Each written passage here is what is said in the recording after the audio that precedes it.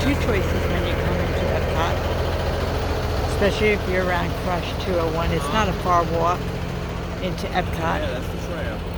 Or you can take the tram, which is also a great option when you're exhausted at the end of the night. Almost here. Took me about a minute to walk from where I was.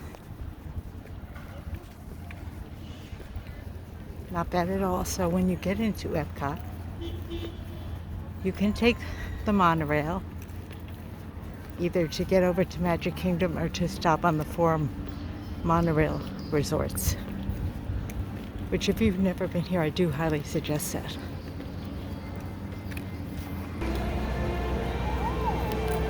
When coming into Epcot, it is normal to have to go through security.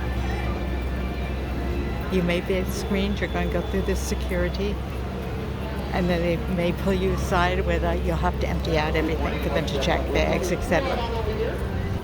They also have a body scanner that goes up and down, left and right side of your body. Have a great time, World Travelers. It's great to see you. And just like that, we're in. Took no time at all. You walk single file, and you move through the line very quickly. John, by the way. That's hilarious. I'm also a If you could hold to search, don't give the cast members who work here a hassle. That's their job. Just comply as you would with respect. I am here today. It is March 21st during the Flower and Garden Festival at 12 noon. After you get through there, there'll be touch points. Oops, I'll keep my pants out of the way. There'll be touch points where you will tap your Magic Band or your card and then use your fingerprint. Again, this is very easy and simple. If for some reason it doesn't work, a cast member will be there to help. Just like that, about 10 seconds, I'm through the touch point. And here we are to the great golf ball. I want to show you this over here. At the entrance during the festivals, they always have some sort of display. This year's display is Moana.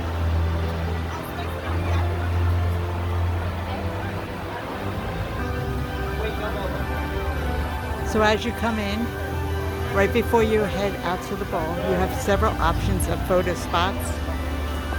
Right now there's not a cast member here, but there generally will be. Check again in the evening when you leave.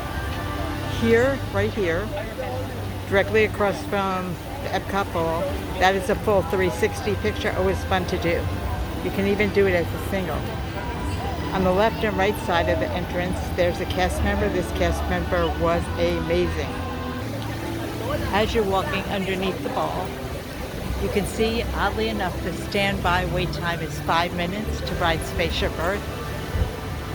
I will be honest, usually in the morning, of course I'm always going to be honest, but usually in the morning up to around 11 o'clock, everybody stops here first.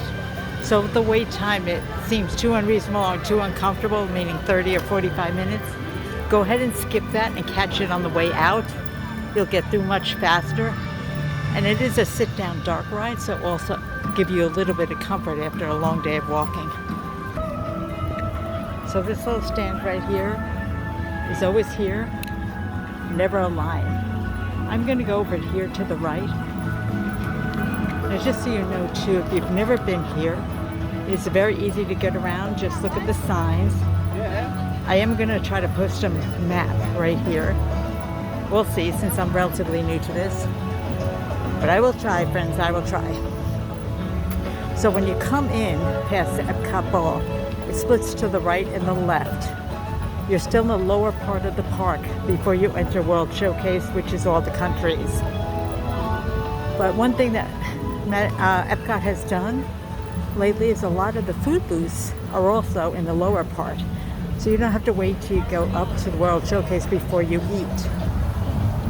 It's also a good idea if you're coming during a festival that you get one of the passports. It's a little book, you can get out front or any food stands. Let me interrupt for a second. Here is Moana Way of the Water. That's a walking trail, really fun. You can get wet if you desire. It's a lot of fun things to do with water. It explains the life of water. So go get one of those passports. It will tell you at each booth what the food is available, and it will also give you allergy options. Okay, right here is Living with the Seas. This is where the seagulls are in front of, where they say mine, mine, mine. See if we can catch them.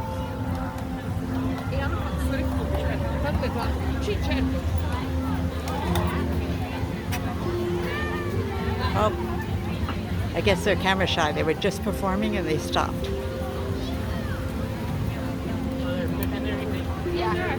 So this ride is a dark ride. You sit in a clamshell. I gotta just focus on them while I'm telling you this. You sit on a clamshell and you go around the Nemo ride. So it's all about Dory and Nemo. It's not a long ride, but when you get out, you have a chance to go through the aquarium. Or if you don't want to ride the ride, you can go directly into the aquarium. Don't miss that. Take the time to do that. It's well worth it. Plus, it's air conditioned. I think they are shy. They're looking at people. Why aren't they talking?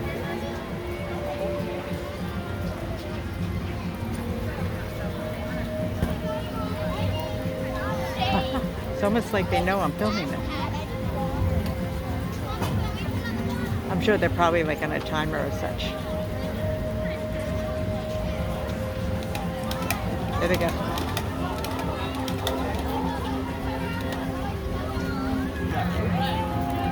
So we're past the entrance to the ride. You just keep going around to the right and you'll see a sign that says Sea Base. That's where you can go in. You're going to enter in through a store and then you're going to see the whole aquarium. Take time to ask a cast member things. There are cast members placed throughout the aquarium that can tell you, pretty much answer any question you want. And they're full of information. It's a lot of fun. There's also, I think, a kids type of, like a something in here. Wait, that's free. These are cute. These are right around there. Now going up from there, you're going to go up to the land. You can see it there. I'll film a little bit of, this is right in between the seas and the land. There is water all around Epcot. But during Flower and Garden, they really have tons of flowers out. These are floating displays on the water.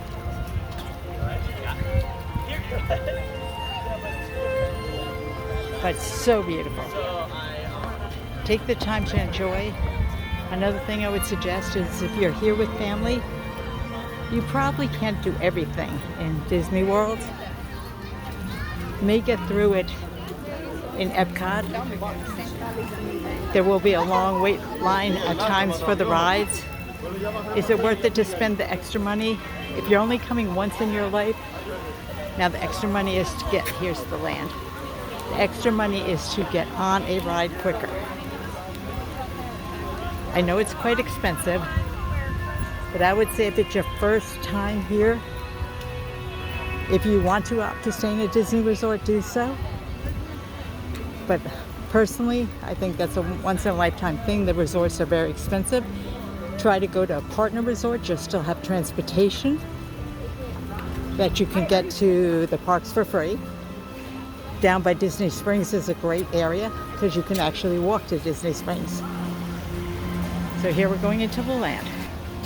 Oh, just one more thing. If you're staying down by Disney Springs, you're saving money. The rooms will be bigger. It will be themed, some of them a little bit as well. So you'll have that theming, you'll have pool, etc. But you'll save money on your hotel stay, giving you more money to get your fast pass and pay for easy access to the rides. Now as you come in the land, look up here. This is beautiful. So in the land is a house of the soaring ride. Anybody can go on that ride even if you get motion sickness. It took me a while to brave it, but I love it. I usually go on it every time I'm here. Also the Garden Grill, that's a sit-down rotating restaurant, and the characters are there.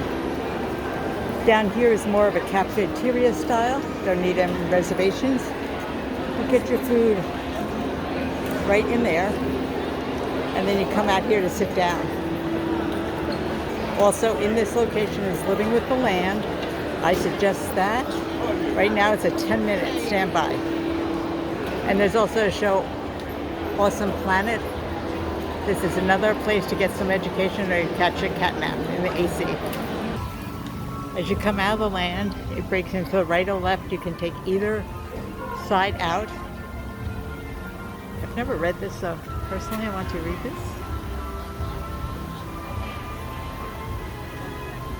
Bromelades can be found in an astounding variety of locations, from dry, rocky hillsides to tall trees in the rainforest. The members of the flowering plant family, not on it, sorry, vary widely too, from pineapples to Spanish moss. It's very pretty in here. Now this is in the center as you're walking out of the land. If you come and you don't see said displays, Epcot is ever changing. So a display that you may see now may not be there for the next event, and so on and so forth. That's why a lot of people ask me, how can you go so often? To give you an idea, I was here Sunday and Monday, had to go work on Tuesday, and back on Wednesday. And I'm still seeing something different. The benefits if you live in Florida and have an annual pass. If it's too hot, too uncomfortable, or you just don't feel like doing it anymore, you just leave. Come back another day. There's lots of flower displays here. Now we're walking toward the countries. Right here, this butterfly landing, this is only done during Flower and Garden. It's a lot of fun. If you go in there, butterflies will land on you, and you can see all different plants and all different types of information. Little placard signs. The butterfly landing this year is put on by Advent Health.